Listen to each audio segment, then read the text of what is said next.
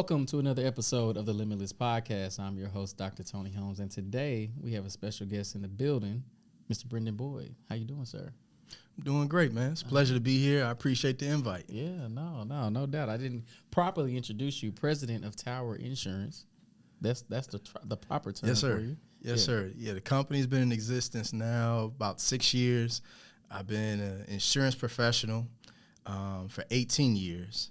And it's been good to me. So I've done a little bit of everything from starting out day one, writing home insurance and car insurance, and then moving on to writing commercial insurance, life insurance, and I had a securities license at one point in time, so I was selling financial products. So it's been a good journey. It's been good to me. I've been doing it 18 years, like I said, and I hope to do it a long time going forward. Yeah, man, no doubt. I think the world of insurance is quite complicated. I know, at least for people like me. That's why I'm glad to have people like you in my life, because I know when I have an insurance problem, I call Brendon Boyd. So hopefully you heard that little plug and you able to do the same thing. So 18 years in the industry, 6 years as a full-time CEO in this world. So like, what's the journey been like as you jumped into insurance and then so on and so forth?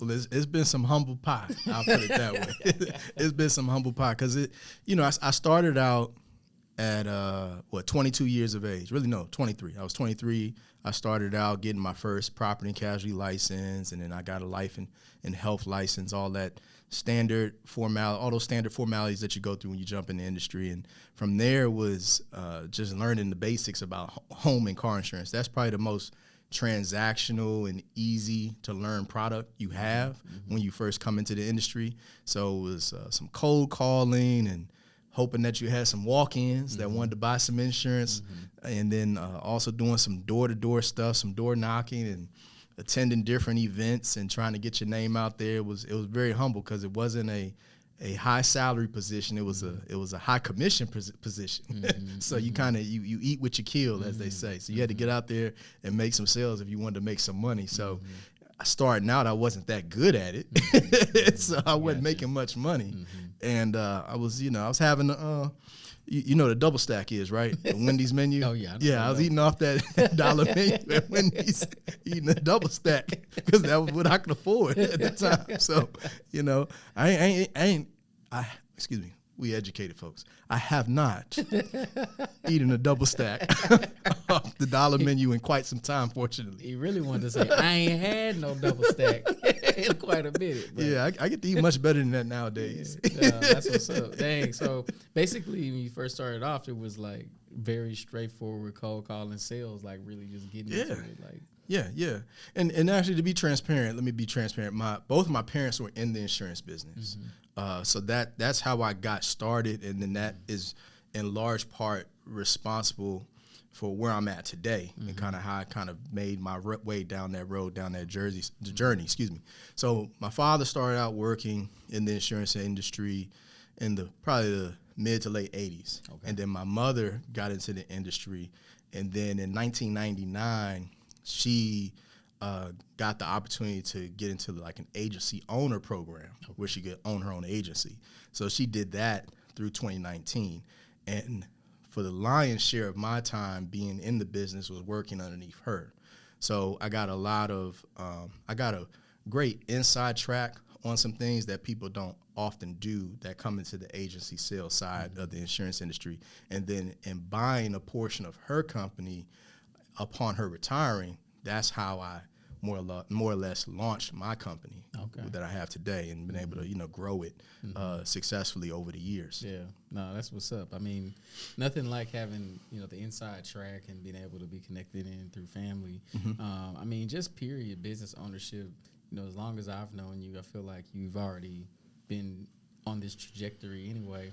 What's it like, on a day to day? Because I feel like when you talk about insurance and you talk about business ownership, a lot of people don't stay in the insurance business unless they are at that level of owning or something like that. Maybe I'm wrong, but what's your experience, man? Well, I think I've seen a lot of people come, a lot of people go, because sales within the industry, especially insurance, is kind of a high pressure, high performance type of job and career. So it can be boom or bust. And then a lot of people are not as fortunate as I was, where I had in-house mentor. You see what I'm saying? Because I had people that I could look to, that I could lean on to learn how to do this the right way and have sustainability. So I think that's one reason why people kind of flame out or burn out in insurance if they're on the sales side of it.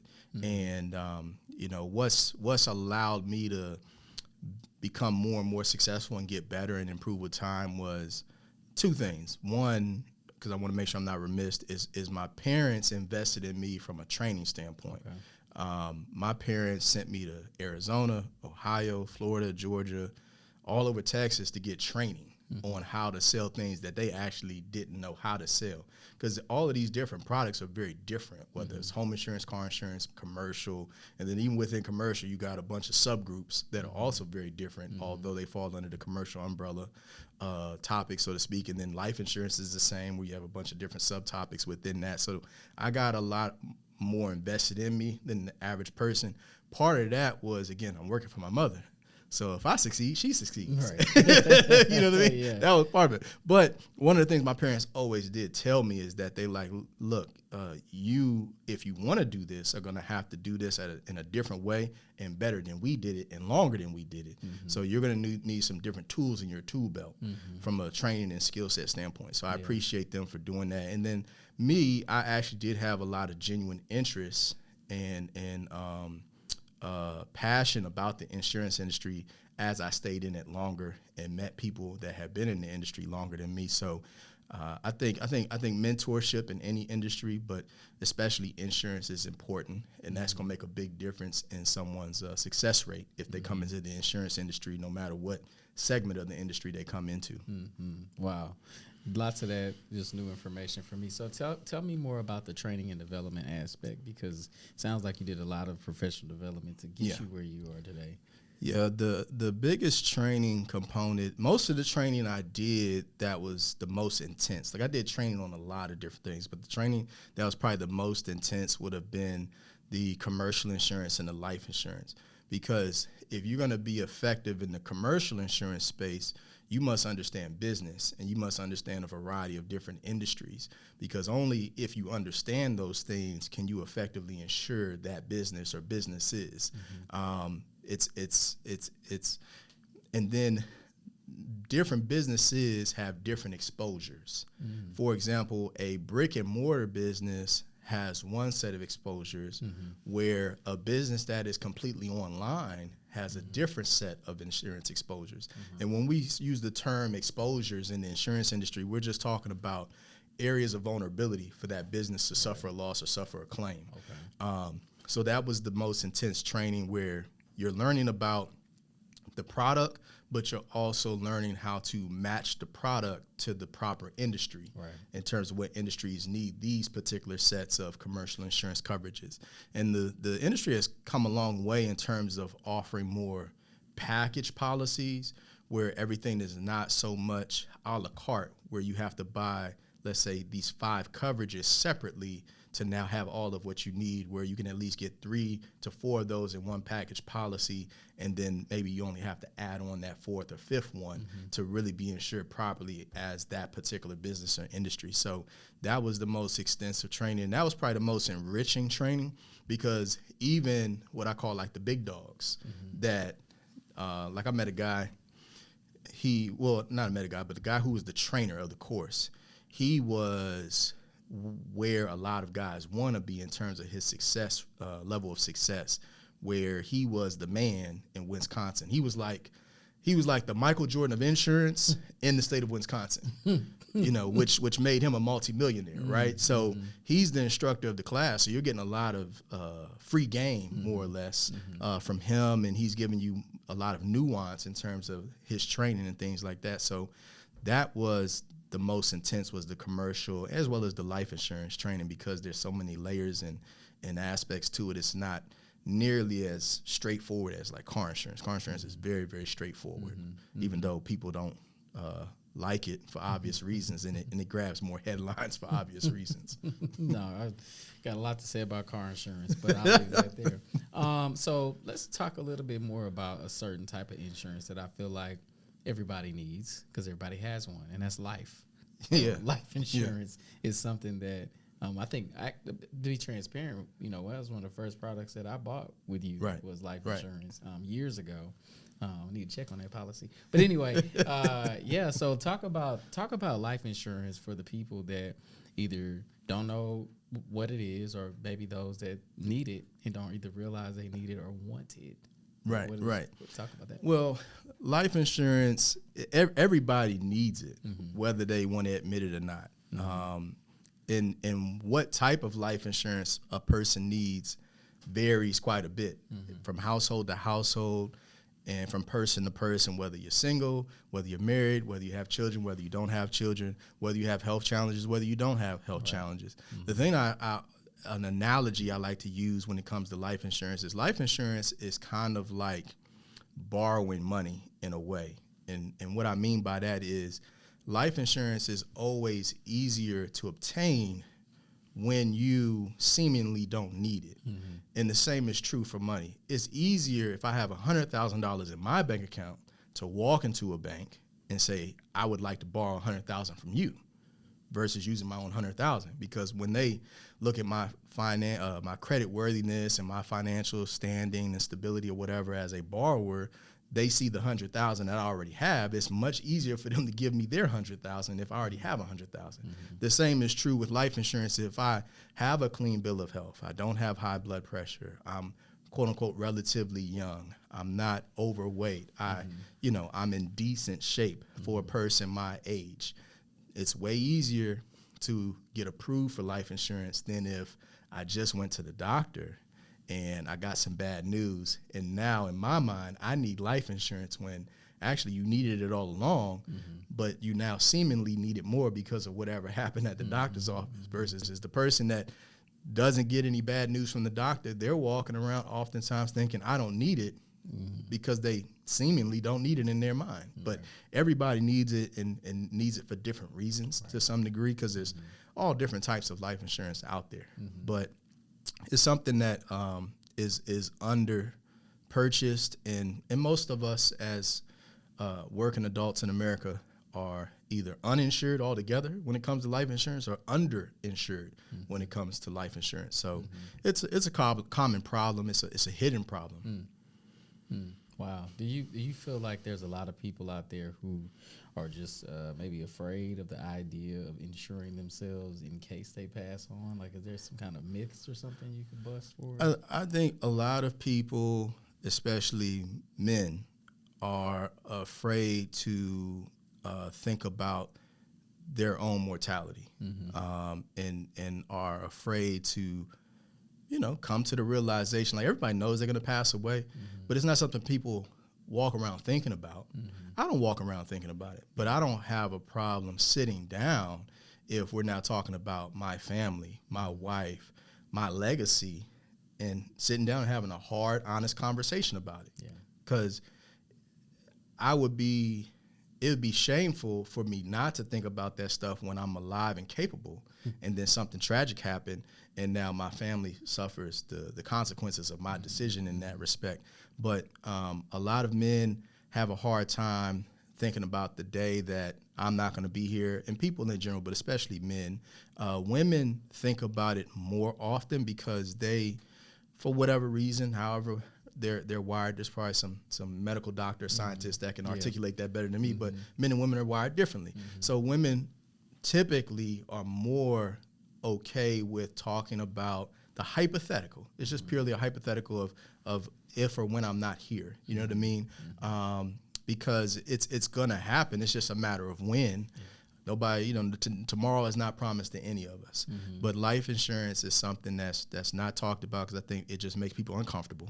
Because they're thinking about their death, and I think that some people are even what's the word I'm looking for? Superstitious, where they think that talking about my death means I'm going to bring death upon myself more or faster, right? And I don't believe that. I kind of believe I look at it from the standpoint of I'm doing enough good in this world that I'm hoping and praying that God is going to keep me on this earth to continue doing good in this world versus calling me home anytime soon. That's what I'm hoping for. But I do also rest easy at night knowing that if anything tragic should happen to me, whether it's when I walk out the doors of this studio or if it's 50 years from now, my wife, my kids, my grandkids, if I got to that stage in life, they'll be fine. Because life insurance, I think too, and I was having a conversation with somebody over lunch about this. It's the same reason people work so hard while they're living. Like, I live in a very, let's just call it a comfortable neighborhood. My kids go to schools that are not struggling for resources. I drive a vehicle that is reliable transportation. I have these things and work hard for these things, because if I do the opposite of that or have the opposite of that, well, now I'm at a disadvantage. You see what I'm saying? I'm just one generation, literally. I'm one generation removed from the housing projects of Southeast Washington, D.C. So there's a reason my father didn't want me to grow up in the housing projects, even though he grew up there and became a productive individual.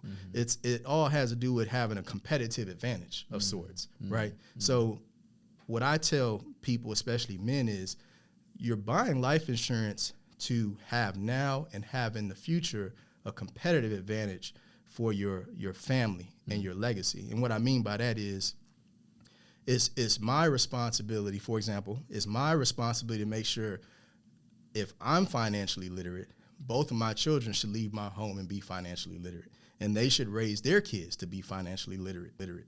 So the competitive advantage now comes in place that, let's just say, again, hypothetically, 50 years from now, because I'm not trying to leave no time soon, but 50 years from now, I go away and, everybody done crying and saying, remember that time when Papa this, and, all that good stuff, and, ate the food and ate the cake and the pie and the ice cream at the Passover or the wake, whatever, right?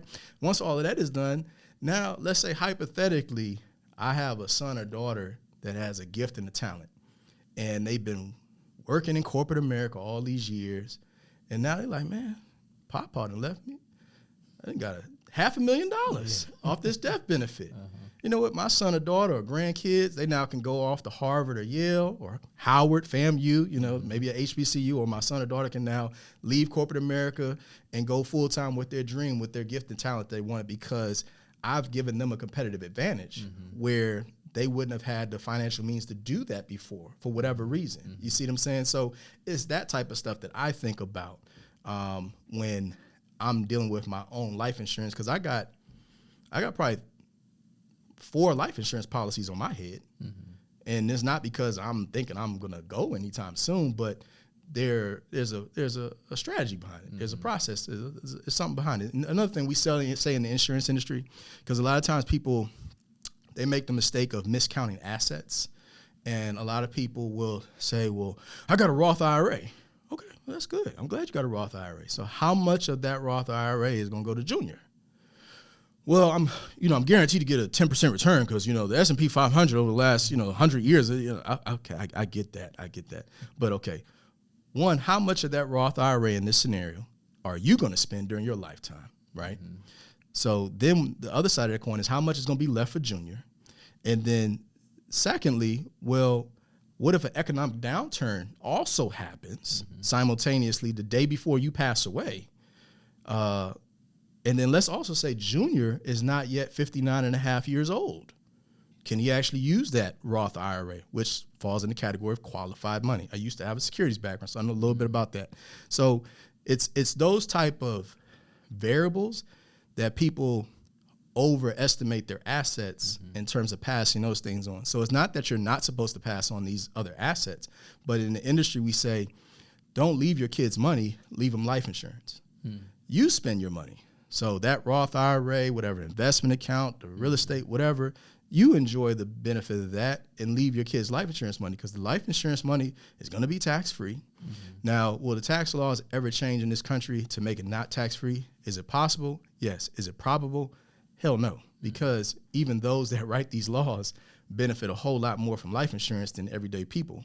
And like I said, there's a lot of different types of life insurance products that people use and buy for different reasons. But the life insurance also avoids probate, so you don't have to worry about, if you got more than one, if you have more than one spouse that you've had in your lifetime, maybe you have children with more than one man or more than one woman, or maybe you got this sibling that you're really close to And then you got these other two siblings that you like, man, I wouldn't trust them with anything, right? So, you have all these different dynamics. But the life insurance is tax-free. It avoids probate. And it's paid out exactly to your wishes in terms of how you divide out that death benefit for your beneficiaries and so on. So don't leave your kids your money. Leave them life insurance. Enjoy your money. That sounds like a great commercial right there. Brendon Boyd. Well, I wish I could take credit from that for that, but I borrowed that from somebody. No, and I'm quick to borrow something. I'm going to borrow something that you done said already today. I'm going to be using it tomorrow, telling people out in the world this thing, be like, Dr. Holmes told me. Well, let me just tell you, America is built off borrowing. So you right about that. Ain't nothing but a bunch of passed around secrets and ideas. I wanted to ask you, and I wanted to be specific about this question.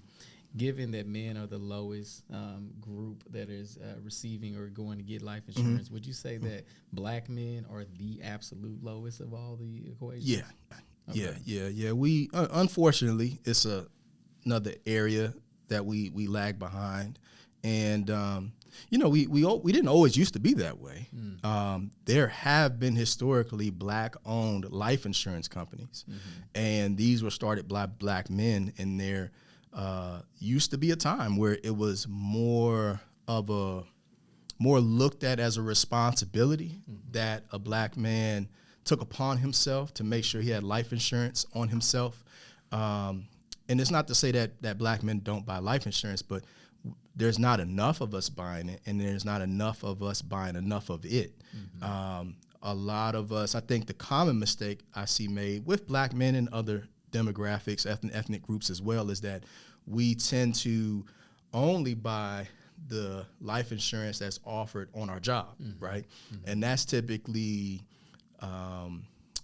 under-insuring ourselves, and because it's not enough to give you what you need or give your family what your family needs, and then the life insurance is only valid or accessible while you're employed with that employer. So if you leave the job or if the job leaves you, as the old saying goes, well, your life insurance is gone too. So you always want to have a policy outside of the job that you have at work. But I think there's also not a lot of people that look like me that are knowledgeable in the industry about life insurance or selling life insurance. So that also plays a role in it. There's a book. It's one of my favorite books ever. I know the author's name is Eugene Mitchell, and he used to be some type of executive with either New York Life or MetLife, one of the two. I can't remember. In his book, I wish I could remember it, but it's about life insurance, and it's like I think it's called something, the Black Wealth Gap or something like that, or Closing the Black Wealth Gap, something of that sort is the title of the book. But what he lays out for his target audience of that book, which is Black America, is it's the best wealth tool there is, because with life insurance, the thing that people also don't forget, and I think black men don't know or have forgotten, because like I said, we've been in the life insurance industry for over a century in actuality, if you do your research. And with life insurance, you only need one thing to go right. You only have to do one thing right for it to work. Whereas with investments, you got to hope that interest rates are at a certain level. You got to hope that the employment rate is at a certain level. You got to hope that these companies or that companies are doing well in the stock market. You have to worry about the price of gold. There's all these other variables with investing. And I'm not knocking investing. I'm a big, big investor. I'm all for investing. But again, there's a lot of things involved there for the investment to work out the way you desire it to work out. Same thing with real estate. Real estate, there's more than one thing that has to go right. You have to acquire the real estate. Anybody who's bought a house can tell you about that down payment percentage and what that equates to in dollars and cents when you're talking about 3%, 5%, 10% down, whatever it may be. And then you got the closing costs that are outside of the down payment percentage, right? So, a person could tell themselves, hey, I'm gonna own 10 houses and I'm gonna pass this all on. And well, again, I guarantee you there's a lot of things that have to go right for you to own those 10 houses. However, with life insurance, there's only one thing that has to go right, whether it's a $100,000 policy or $1 million policy or $10 million policy. The only thing you have to do is pay your premium. That's it. So I tell people, can you consistently pay your light bill, your electricity bill? When's the last time you missed a payment on an electricity bill? I've met people, they're like, man, I missed a payment in 20 years on my electricity bill. When I was unemployed, I missed a payment on my electricity bill or something. The same thing with the life insurance premium. You're paying it every month. So all you got to do, just that one thing right, and it works. But, the other thing for many groups of people, but especially Black Americans, I don't think I've never personally in my professional life in the insurance industry, I've never met a Black person that has really seen with their own eyes the power of life insurance, particular to seeing someone pass away in their family and leave a boatload of money. And I've seen, I know people that have seen, 100,000, 50,000, something like that's not no real money if you're talking about a life insurance death benefit. So I'm talking like $1 million plus, or maybe $500,000 plus. I've never met, again, a Black person that has seen with their own eyes the power of life insurance in that way where they know it's real. Because the thing about life insurance, and it's not limited just to life insurance, but the thing about life insurance is it's not a tangible product. You can't smell it, you can't see it, you can't taste it, so on, right? So you have to see it in action, just like any other claim, because when a death benefit is paid on life insurance, it's looked at as a life insurance claim. Just like you crash your car on the street, you have an auto insurance claim. So I've seen the power of that, but they've seen, they've usually seen what happened is either they didn't get their money, they didn't get the money fast enough, or they didn't get all the money they were supposed to get on that car insurance claim. You know what I mean? That's usually the experience most people have. So if you put life insurance conversation, a lot of people are looking at it through that lens in terms of how it works. So they've never seen the power of life insurance that I bet if you had or have more people seeing the power of life insurance, then I think it's going to naturally make a certain amount of people want to go out and buy it so that their family members can benefit the same way. Because I've seen it work in instances in my family, but not a whole lot. I think I'll probably, and this sounds kind of bad to say, but there's a lot of older people in my family that have made, let's say, good financial decisions. I'm very confident based on the conversations I've had with them that there will be an inheritance for the generation after them. You see what I'm saying? So I know I'm going to see certain things happen that didn't happen with their generation when the generation before them passed. That's I think what everybody should be striving to do is not necessarily repeat what the generation before you did, but let's do better, right? And that's something I try to practice in my own household. You know what I mean? But life insurance, it's something that's not tangible, and I think that also makes it hard for people to really grasp it in terms of I'm going to be serious about buying life insurance. Right. It's almost like buying something that's imaginary. Yeah, that's how some people feel about it. To understand this piece of paper is super powerful and it has superpowers. I feel like also what I'm hearing you say is that what we're seeing right now through the power of life insurance and these types of products is that it is generational. Like this has the absolute power to be a generational wealth building tool. Brendon, if you could give people one last piece of advice and just kind of letting them know, if you're still on the fence about this stuff or if you're still not understanding the power that we're talking about in this imaginary piece of paper and these types of things, what would you tell the people? Then I would say, trying to figure out if I should be harsh and provocative or not. However you feel. I'm just gonna go with my original instinct. I would say to people out there, your audience, that no one is coming to save you. I don't know if you know that or not, but nobody is coming to save you. Nobody. So I say that to say, when it comes to life insurance, financial literacy, all these things that are within your control for most of us. And I'm not talking about the person or talking to the person necessarily that's making minimum wage at Popeyes, right? I know how it feels to make minimum wage. There was a time where I was making $6.75 an hour, right? So I'm not really talking to that person, but for all of those people, especially that are gainfully employed out there, no one's coming to save you. So take it serious, particular to your own life insurance for your household, your own financial literacy, your own financial household as a whole. Just think about those things. Take those things serious in these days and times that we live in more than ever. So that would be my parting words, more or less. No, I love it. How can people connect with you if they are in need?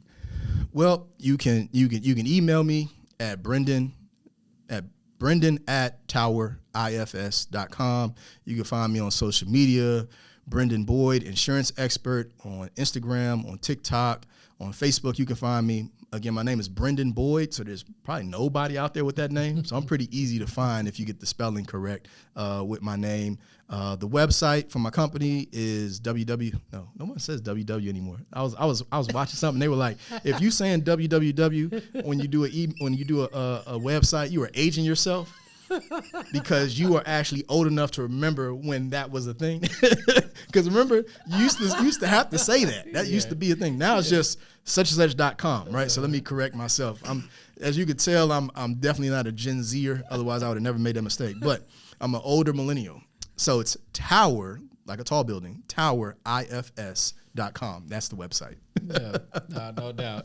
Because that www, remember, that's what everybody used to have to do. But that was like 20 years ago. Yeah, so for real. Because I'm dating myself. You didn't have the www in front. Your website wasn't going all the way. Yeah, because see, the www is World Wide Web. I think that's what it stood for, right? That's and then dot, and then, yeah. No, I'm aging myself. No, man. you were safe. That will people going to be in the all comments. Look at this man talking about www. Ooh, my goodness.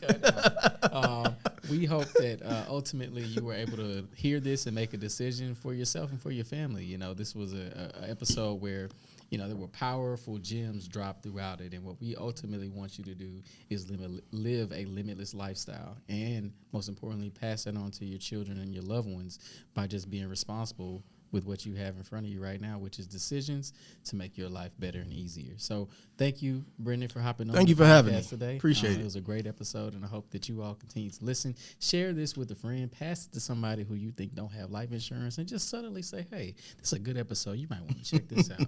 And I'll see you next time. Thank you.